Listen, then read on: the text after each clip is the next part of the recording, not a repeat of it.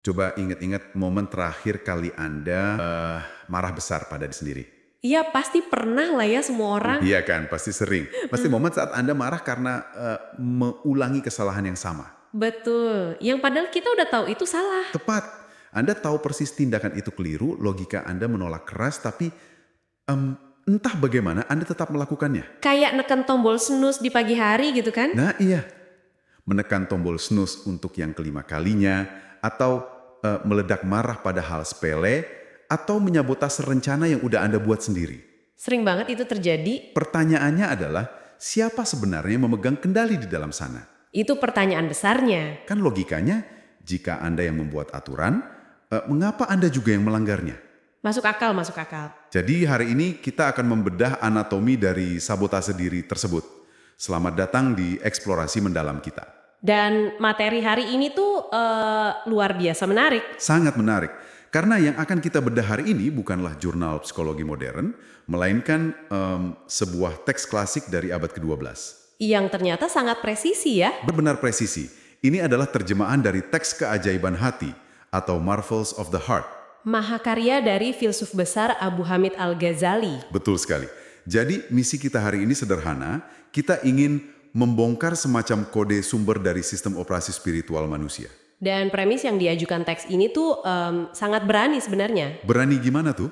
Nah, Al-Ghazali berargumen kalau mengenali anatomi hati kita secara mendalam, itu adalah satu-satunya jalan pintas untuk memahami Sang Pencipta. Oh wow, oke. Iya, dan memahami realitas alam semesta juga. Tapi tragisnya, teks ini mencatat sebuah ironi yang ngena banget. Apa ironinya?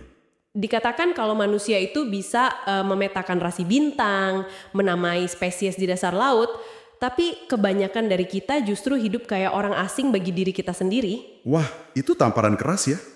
Tapi, oke, mari kita urai ini perlahan. Silakan. Karena jujur saja, saat kita dihadapkan pada teks berusia 900 tahun, ekspektasi awalnya kan ini cuma kumpulan petuan moral yang usang. Iya, kebanyakan orang pasti mikir gitu awalnya. Iya kan? Tapi ternyata ini tuh kayak panduan bedah psikologis. Bener banget. Teks ini mengupas mekanisme manajemen emosi, krisis identitas, dan bahkan bahaya dari luapan informasi abad sebelum ilmu psikologi itu lahir. Kalau kita lihat gambaran besarnya ya, ini tuh bukan sekedar teori filosofis yang abstrak. Terus apa dong? Al-Ghazali menyusun semacam cetak biru mekanis tentang bagaimana mesin internal kita ini beroperasi. Oke. Teks ini menjelaskan secara persis mengapa kita sering merasa terbelah atau bertentangan dengan diri sendiri. Yang tadi kita bahas di awal ya? Betul, dan yang terpenting, bagaimana cara mengambil alih kembali kendali tersebut. Tentu. Tapi, sebelum kita bisa memperbaiki mesin yang rusak ini, kita harus sepakat dulu dengan nama komponen-komponennya kan? Iya, ini krusial. Dan disinilah saya merasa sedikit kebingungan saat pertama kali baca sumber kita ini. Bingung di bagian mananya? Gini, ketika Al-Ghazali terus-menerus menggunakan kata hati, insting modern saya tuh langsung ngebayangin organ biologis. Yang bentuknya kerucut di dada kiri itu ya? Nah, iya, organ yang fungsinya memompa darah ke seluruh tubuh. Apakah teks ini mendasarkan filosofinya pada ilmu biologi abad pertengahan gitu? Kebingungan itu sangat beralasan sih. Dan menariknya, Al-Ghazali sendiri sudah mengantisipasi kesalahpahaman tersebut. Oh ya, dia sadar akan hal itu. Sangat sadar. Dia dengan tegas menarik garis batas antara hati fisik dan hati spiritual. Oke, tolong jelaskan bedanya. Dalam teks, hati spiritual ini disebut sebagai kalbu. Dia menjelaskan kalau organ fisik yang berdenyut di dada kita itu adalah sesuatu yang juga dimiliki oleh hewan. Hewan seperti sapi atau harimau gitu. Iya, karnivora, bahkan jasad yang sudah mati pun punya organ itu. Jadi itu ya? Murni material. Di sisi lain, kalbu atau hati spiritual ini adalah esensi imaterial yang halus. Oke, imaterial. Kalbu inilah sang CEO dari keberadaan Anda. Wah, sang CEO. Betul, kalbu adalah entitas yang pada akhirnya punya kapasitas untuk mengetahui kebenaran. Pihak yang membuat keputusan, kendaraan yang ditunggangi oleh sang CEO ini selama berada di dunia fisik. Jadi, tubuh kita pada dasarnya hanyalah mobil sewaan yang dikendari oleh kalbu. Analogi yang sangat pas. Itu analogi yang cukup membebaskan sebenarnya. Namun, teks ini juga menyoroti masalah terminologi yang lumayan bikin pusing. Tentang 4 istilah itu ya. Iya. Dikatakan bahwa banyak orang, bahkan para cendekiawan di masanya, sering tersesat karena menggunakan 4 istilah secara tumpang tindih. Betul, yaitu kalbu, roh, nafsu, dan akal. Nah itu, bisakah kita menjernihkan batas-batas dari keempat komponen ini dulu? Pemisahan ini sangat krusial untuk memahami cara kerja sistem kita. Al-Ghazali mengklarifikasi bahwa pada dasarnya keempat kata itu merujuk pada satu esensi spiritual manusia yang sama. Tunggu, esensi yang sama tapi namanya beda-beda. Betul, namanya beda karena dilihat dari fungsi atau sudut pandang yang berbeda.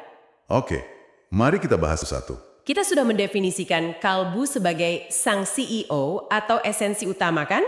Iya, sang pengambil keputusan. Kemudian ada roh. Dalam konteks anatomi spiritual ini, roh itu bukanlah sekedar uap atau energi kinetik yang memanaskan tubuh, Terus apa dong? melainkan elemen dari esensi manusia yang punya ketajaman daya serap tak kasat mata. Oke, jadi kayak antena kesadarannya gitu ya? Persis. Nah, lalu kita sampai pada Nafsu. Disinilah hal-hal menjadi agak rumit buat saya. karena konotasinya di zaman modern ya. Iya. Dalam percakapan sehari-hari, nafsu itu selalu berkonotasi negatif.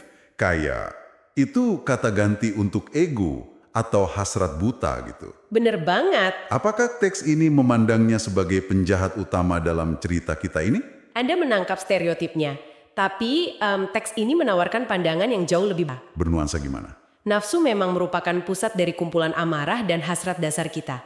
Tapi Al-Ghazali tidak melihatnya sekedar sebagai entitas jahat. Oh enggak ya? Enggak, dia melihatnya sebagai sesuatu yang punya fase evolusi. Menarik.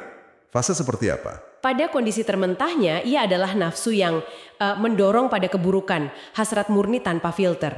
Kayak insting hewan liar? Betul. Tapi jika sang CEO mulai melawan balik, nafsu ini berevolusi ke fase kedua, yaitu nafsu yang mencela diri. Ini saat Anda merasa bersalah setelah bertindak impulsif kan? Tepat, ada konflik batin di sana.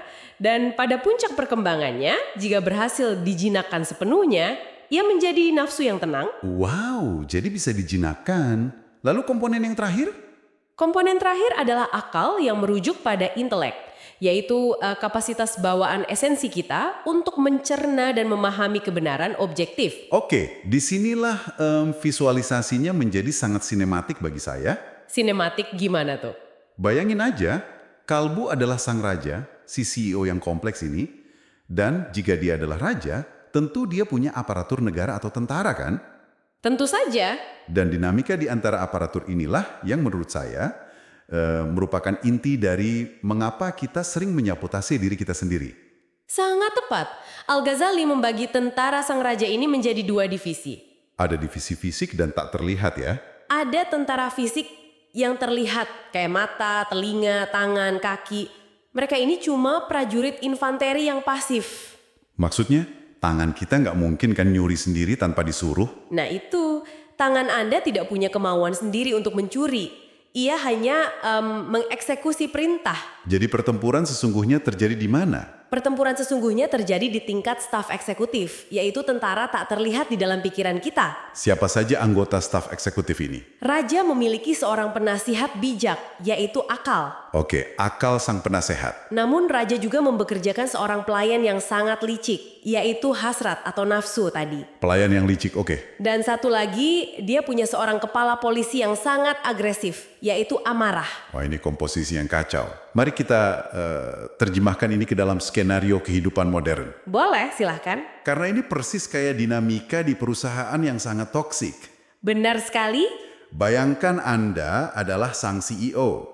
Misi Anda hari ini adalah menyelesaikan proyek penting. Oke.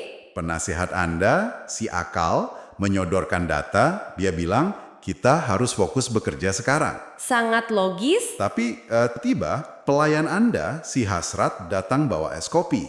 Terus berbisik, ayo kita cek media sosial sebentar saja, kita cari hiburan instan, ini kan melelahkan. Godaan yang sangat nyata ya. Sangat nyata. Dan masalah terbesarnya menurut teks ini adalah kita tidak bisa sekedar memecat si pelayan itu kan? Anda tidak bisa dan Anda memang tidak boleh memecatnya. Tunggu, kenapa tidak boleh? Dia kan yang bikin kacau. Karena pelayan ini bertugas menjaga kelangsungan hidup Anda. Oh, maksudnya urusan biologis. Betul. Hasratlah yang membuat Anda ingin makan, mencari tempat tinggal, dan bereproduksi. Jadi tanpa si pelayan licik ini, Tanpa si pelayan, kendaraan fisik Anda alias tubuh Anda akan mati kelaparan. wah, jadi sang CEO benar-benar berada dalam posisi yang sangat sulit ya. Sangat sulit, dia butuh tenaga si pelayan, tapi pelayan ini terus-menerus mencoba mengambil alih kendali perusahaan. Kalau gitu, apa mekanisme pertahanannya? Bagaimana sang CEO bisa tetap berkuasa tanpa membunuh si pelayan? Disinilah fungsi kepala polisi itu masuk. Si amarah tadi. Iya, Apakah ini seperti menggunakan rasa muak kita terhadap kemalasan kita sendiri untuk memaksa diri kita bertindak disiplin? mekanisme persisnya seperti itu. Al-Ghazali berargumen kalau akal si penasihat itu seringkali terlalu halus untuk bisa melawan hasrat secara langsung. Karena hasrat itu kan buta dan persisten ya. Betul. Maka strategi yang benar adalah si CEO harus menggunakan amarah si kepala polisi dan mengarahkannya untuk menundukkan si pelayan. Oh wow, jadi kita mengadu domba mereka. Bisa dibilang begitu.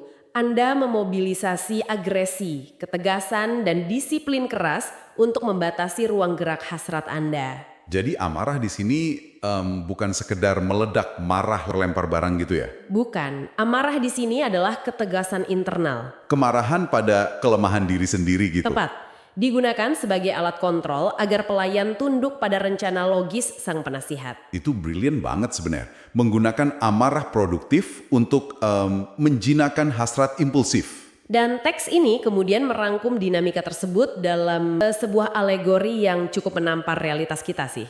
Alegori yang 4 hewan itu kan. Iya, dikatakan bahwa jika kita bisa membelah kulit manusia, kita tuh tidak akan melihat organ. Tapi melihat apa? Kita akan melihat 4 makhluk yang sedang berkumpul di dalam sana. Seekor babi, seekor anjing, seekor setan, dan seorang bijak. Alegori yang benar-benar Provokatif. Setiap makhluk mewakili dorongan yang kita bahas tadi. babi itu pasti si pelayan kan? Betul, babi adalah manifestasi dari keserakahan dan hasrat hewani yang tak pernah puas. Terus Anjing mewakili kemarahan, keganasan, dan agresi buta, si kepala polisi. lalu setan ini perannya apa di dalam rapat itu? Setan bertindak sebagai provokator. Dia sang propagandis yang terus mengadu domba babi dan anjing agar terus membuat kekacauan. Dan tentu saja sang bijak adalah intelek atau akal kita. Tepat sekali. Nah, yang bikin saya tercengang banget adalah kesimpulan Al-Ghazali dari metafora itu. Tentang bagaimana orang modern bertindak. Iya, dia mengamati bahwa kebanyakan orang cerdas di dunia ini itu tidak menggunakan sang bijak untuk mengurung si babi atau si anjing. Sayangnya tidak. Sebaliknya, mereka menyandera sang bijak untuk melayani hewan-hewan itu. Iya, itu realita yang menyedihkan. Maksud saya, coba pikirkan tentang kehidupan modern. Kita menggunakan gelar akademis tertinggi kita, kecerdasan analitis kita yang cemerlang, Hanya untuk melayani ego. iya, hanya untuk menciptakan algoritma agar kita bisa mengonsumsi lebih banyak barang yang nggak kita butuhkan, atau merancang strategi kotor untuk menghancurkan saingan karir kita. Semata-mata demi memuaskan si babi dan si anjing. Sang raja secara harfiah diikat dan disuruh menyuapi babi peliharaannya sendiri. Itu terjemahan modern yang sangat akurat. Intelek direduksi menjadi sekedar alat perencana bagi kelangsungan keserakahan. Luar biasa. Tapi ini memunculkan pertanyaan penting. Apa itu? Jika sang bijak seringkali menjadi tawanan, bagaimana kalbu bisa mendapatkan pengetahuan yang murni? Pertanyaan epistemologi yang bagus. Iya, bagaimana ia bisa melihat realitas tanpa distorsi dari si babi dan si anjing?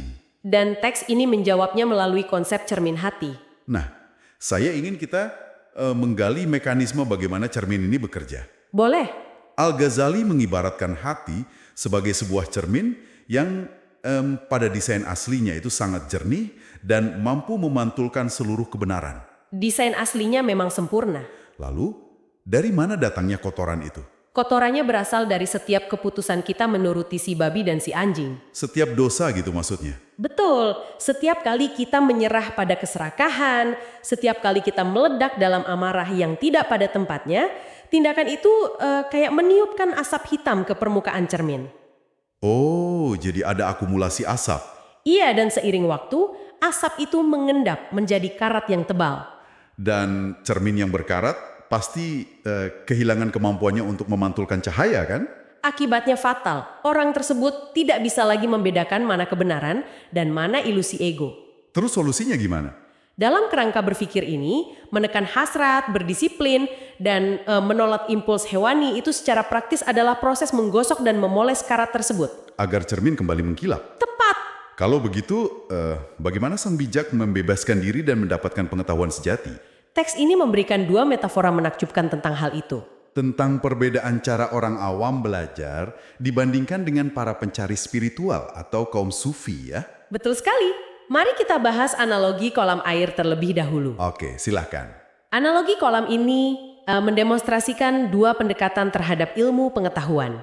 Bayangkan, hati Anda adalah sebuah kolam kosong. Kolam kosong, siap. Para cendekiawan biasa atau ilmuwan eksternal mengisi kolam tersebut dengan menggali parit dari luar. Parit dari luar ini melambangkan apa? Melambangkan panca indera, membaca buku, mendengar kuliah. Adar air dari sungar di luar bisa mengalir masuk ke kolam. Jadi itu adalah proses akumulasi data ya? Betul. Sebaliknya, kaum sufi tidak bergantung pada parit eksternal. Oh ya, terus dari mana mereka dapat air? Mereka justru menutup saluran indera tersebut. Mereka mengisolasi diri, lalu mulai menggali dasar kolam itu sendiri semakin dalam. Wow! Dan menurut model Al-Ghazali, jika dasar kolam hati digali cukup dalam dan dibersihkan dari lumpur duniawi, mata air pengetahuan yang tak terbatas akan memancar dari dalam kolam itu sendiri. Tunggu, ini sangat menarik. Jadi, kaum sufi pada dasarnya melakukan semacam deprivasi sensorik. Sangat mirip dengan itu. Alih menyerap data, mereka memblokir input eksternal. Kayak, masuk ke dalam tangki isolasi modern gitu, untuk meretas otak dan kesadaran mereka sendiri. Konsepnya memang seperti deprivasi sensorik. Ini didasarkan pada keyakinan bahwa blueprint atau kebenaran alam semesta itu sudah tertanam di dalam esensi spiritual kita sejak awal. Jadi kita udah punya semuanya di dalam? Iya, kita tidak perlu selalu mencarinya di luar. Kita hanya perlu menyingkirkan distorsi internal yang menutupinya. Mengagumkan. Dan ini membawa kita ke cerita tentang pelukis Romawi dan Tiongkok kan? Kisah yang sangat indah. Mekanismenya? Tentu, sang raja memerintahkan seniman Romawi dan Tiongkok untuk melukis di dinding yang saling berhadapan. Di ruangan yang sama? Di ruangan yang sama, tapi dipisahkan oleh sebuah tirai di tengahnya. Oke. Seniman Romawi bekerja sangat keras. Mereka mengumpulkan pigmen cat yang sangat langka dan mahal, lalu melukis dengan detail yang luar biasa. Ini melambangkan proses yang mana? Ini melambangkan proses melelahkan dari mengumpulkan ilmu dan teori dari dunia luar. Ngumpulin data tadi ya, terus seniman Tiongkok gimana? Sementara itu, seniman Tiongkok tidak meminta satu tetes cat pun. Hah? Terus apa yang mereka lakuin? Seluruh waktu mereka untuk memoles, menggosok, dan membersihkan dinding bagian mereka hingga dinding itu menjadi cermin yang murni. Tanpa melukis sama sekali? Tanpa melukis. Dindingnya jadi halus tanpa celah. Dan bagian terbaiknya adalah saat penilaian kan? Nah, iya, saat tirainya diangkat. Tirai diangkat. Karya pelukis Romawi memang menakjubkan, penuh warna. Sangat indah. Tapi saat raja berbalik ke dinding pelukis Tiongkok, dinding yang murni tanpa cat itu memantulkan seluruh lukisan pelukis Romawi. Betul. Dengan tambahan kilauan cahaya dan kedalaman pantulan yang membuatnya 1000 kali lebih mempesona. Gila, itu keren banget. Pesan yang ingin disampaikan Al-Ghazali di sini adalah bahwa kejernihan internal itu jauh lebih superior daripada sekedar akumulasi fakta. Jadi hati yang bersih meresonansikan kebenaran. Iya, hati yang telah dipoles bersih dari karat ego itu tidak perlu mengumpulkan setiap serpihan informasi. Ia secara alami akan memantulkan kebenaran tertinggi dengan kejernihan yang tidak akan pernah dicapai oleh mereka yang cuma sibuk menumpuk buku, tapi hatinya penuh kesombongan. Luar biasa. Kejelasan tidak datang dari menambahkan lebih banyak informasi ke layar kita, tetapi dari membersihkan layar itu sendiri. Kesimpulan yang sangat puitis. Nah, jika hati yang bersih adalah cermin yang memantulkan kebenaran, pertanyaan logis berikutnya adalah, siapa yang secara aktif mencoba mengotori cermin tersebut? si peniup asap. Iya, siapa yang meniupkan asapnya secara terus-menerus? Ancaman tersebut diidentifikasi dalam teks sebagai setan, Setan. yang mewakili representasi dari kekuatan ilusi, distorsi, dan keburukan. Saya suka membayangkan ini dengan analogi modern. Analogi apa tuh? Bayangkan sistem kesadaran Anda adalah jaringan server dengan keamanan tinggi. Oke, server pertahanan. Setan di sini bukanlah monster bertanduk yang merobohkan tembok benteng dengan paksa. Dia bertindak persis seperti hacker tingkat tinggi. Wah, analogi hacker ini sangat pas. Kan dia terus-menerus memindai kerentanan sistem Anda, mencari celah kecil, mencoba menemukan backdoor dari parameter psikologis Anda untuk menyusupkan kodenya. Penggunaan istilah peretas atau hacker itu sangat membantu kita memahami teks ini secara praktis. Emang Al-Ghazali merinci celahnya. Sangat merinci. Al-Ghazali menjabarkan pintu-pintu masuk besar yang selalu diintai oleh peretas ini. Apa saja pintu masuknya? Pasti hal-hal gaib kan? Nah, mengejutkannya, pintu ini bukan hal-hal gaib sama sekali. Oh ya, Mereka adalah kelemahan kognitif kita sehari-hari. Hasrat yang tak terkendali, kemarahan keserakahan, dan kecintaan obsesif pada status. semuanya emosi dasar manusia. Betul. Dan ada satu pintu masuk yang sangat ditekankan, yaitu ketergesa-gesaan. Tunggu dulu, ketergesa-gesaan. Buru. Iya, buru. Mengapa buru dianggap sebagai celah keamanan server kita? Karena kecepatan membunuh rasionalitas. Oh, oke. Saat Anda terburu-buru atau panik, Anda secara efektif membypass akal Anda. Sang penasihat tidak punya waktu untuk menganalisis data. Wah, benar juga. Anda murni bereaksi berdasarkan insting hewan. Dan di celah sepersekian detik itulah sang peretas menyusupkan keputusasaan atau kemarahan yang destruktif. Masuk akal banget. Kalau kita panik, pertahanan kita runtuh seketika. Betul. Dan ada satu lagi pintu masuk utama yang dieksplorasi secara mendalam oleh teks ini. Oke, ini menarik. Mengapa kekenyangan fisik berkorelasi langsung dengan kerentanan spiritual? Ini murni mekanisme penguatan biologis. Perut yang selalu penuh bertindak seperti pasokan energi tak terbatas bagi si babi dan si anjing. Logis. Saat hewan-hewan internal ini menjadi terlalu kuat secara fisik, suara sang penasihat akan tenggelam oleh raungan hasrat mereka. Dan ini membawa kita pada salah satu anekdot paling visual dari teks ini. Cerita tentang pertemuan antara dua. Iya, setan milik orang yang lalai dan setan milik orang yang spiritual. Dan jujur saja ya, saat saya membacanya, saya melihat ini bukan sekedar fabel agama. Terus Anda melihatnya sebagai apa? Saya melihatnya sebagai demonstrasi awal tentang konsep neuroplastisitas di otak kita. Itu sudut pandang analitis yang sangat tajam. Mari kita lihat kisah aslinya dulu. Silakan. Anekdot itu menceritakan bahwa setan milik orang yang lalai digambarkan sangat gemuk, sehat, dan berpakaian mewah. Mengapa bisa begitu gemuk? Karena setiap kali manusia tersebut makan, minum, atau menikmati kemewahan tanpa kehati-hatian, setannya ikut menikmati pestanya. Ia menggemuk dari kelalaian tersebut. Terus setan yang satu lagi? Sebaliknya, setan milik orang yang terus mengingat Tuhan digambarkan kurus kering, kotor, telanjang, bak landangan yang kurang gizi. Persis. Ini kayak neuroplastisitas awal. Hubungannya bagaimana? Gini, kalau Anda tidak memberi makan jalur saraf tertentu, katakanlah jalur saraf untuk impulsivitas atau keserakahan, jalur saraf itu akan melemah dan menyusut. Oh, saya paham maksud Anda. Atau dalam metafora Al-Ghazali, ia menjadi kurus kering. Teks ini mengatakan bahwa mengingat Tuhan berfungsi memutus pasokan makanan untuk iblis tersebut. Dan Al-Ghazali memberikan satu peringatan yang sangat mekanis di sini. Peringatan apa? Mengingat Tuhan memang bertindak sebagai semacam sistem proteksi atau firewall, tetapi firewall ini hanya akan beroperasi jika perut hati Anda sudah dibersihkan dari keserakahan. Maksudnya, kalau kita cuma ngomong aja tapi nggak bertindak? Iya, jika Anda sibuk mengucap kalimat spiritual tapi secara sadar terus memupuk keserakahan, itu sama saja mengunci pintu depan sambil sengaja membuka jendela lebar-lebar. Wah, percuma ya. Ucapannya hanya di lidah, sementara hati masih menjadi sarang bagi si babi. Analogi yang sangat presisi.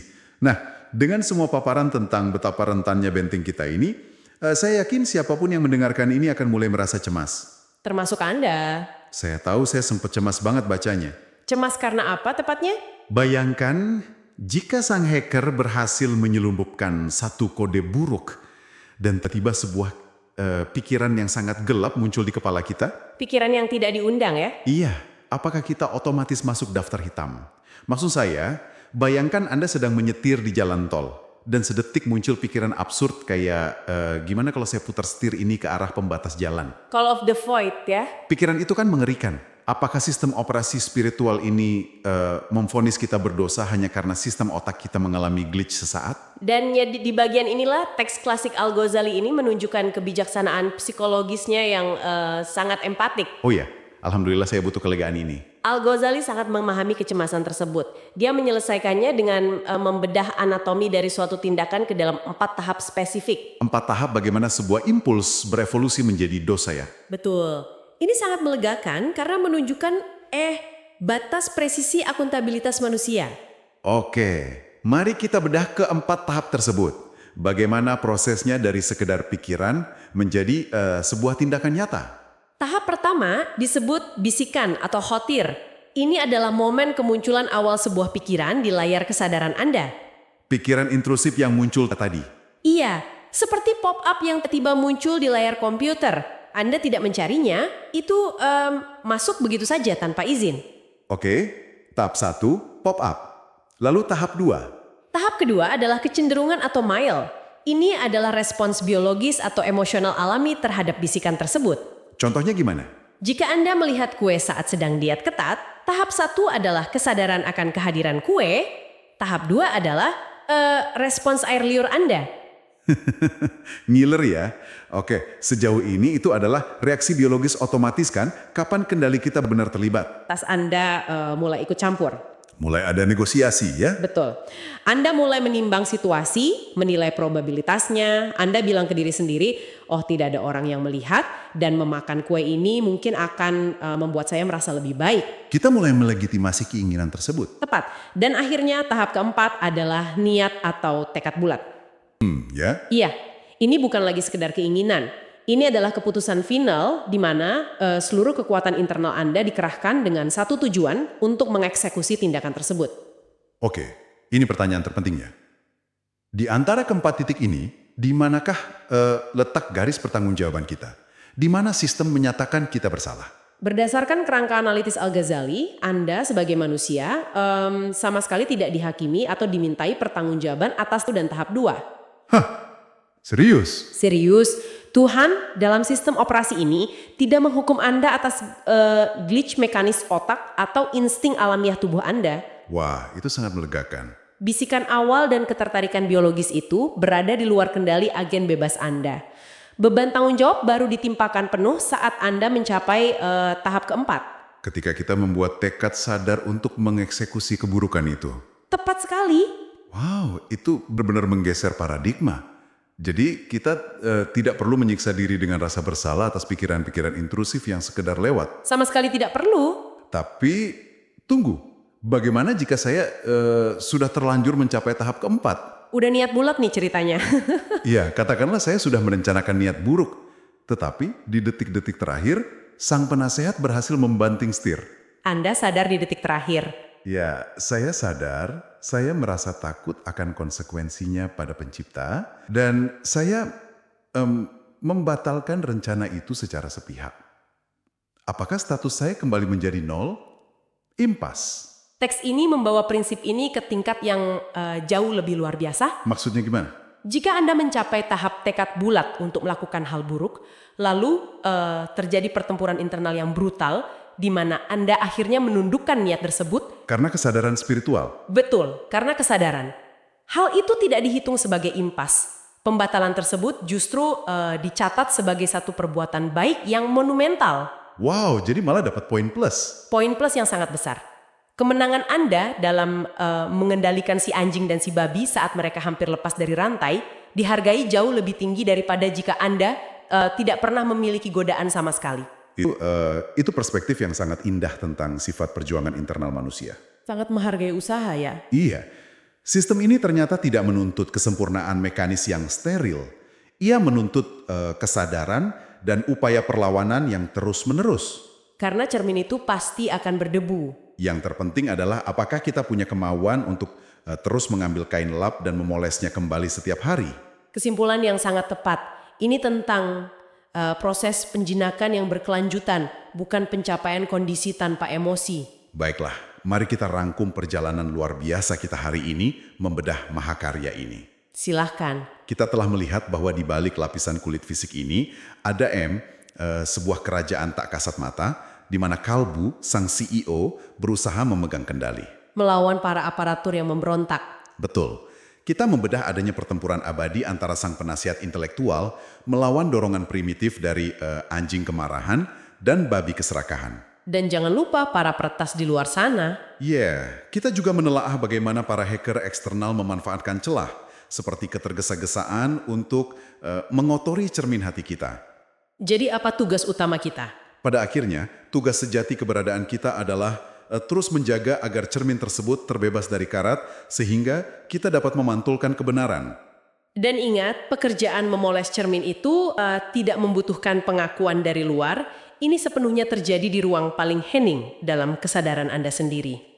Berbicara tentang keheningan, itu membawa saya pada satu pemikiran provokatif terakhir untuk Anda renungkan sendiri. Sesuatu yang mengganjal ya. Sesuatu yang mengganggu benak saya sejak awal membaca teks ini. Silahkan dibagikan. Teks Al-Ghazali menegaskan bahwa untuk benar-benar memoles cermin itu, kaum sufi di abad ke-12 seringkali perlu melakukan isolasi mutlak. Deprivasi sensorik yang kita bahas tadi. Iya, mereka membatasi asupan indera dan mengurung diri dari dunia luar agar mata air dari dalam bisa memancar tanpa gangguan. Kondisi yang sangat ideal untuk fokus. Sekarang bandingkan itu dengan cara kita hidup hari ini. Perbedaannya sangat kontras pastinya. Layar gawai kita terus menyala. Algoritma media sosial dirancang oleh insinyur brilian secara khusus untuk mengeksploitasi pintu-pintu masuk perhatas yang baru saja kita bahas. Memancing ketergesa-gesaan kita. Betul, memancing teburu, memicu perdebatan amarah si anjing di kolom komentar, dan merangsang hasrat si babi dengan ilusi konsumerisme tanpa akhir. Itu adalah racun setiap hari. Di abad pertengahan, orang merasa perlu bersembunyi di gua untuk sekedar melindungi cermin mereka.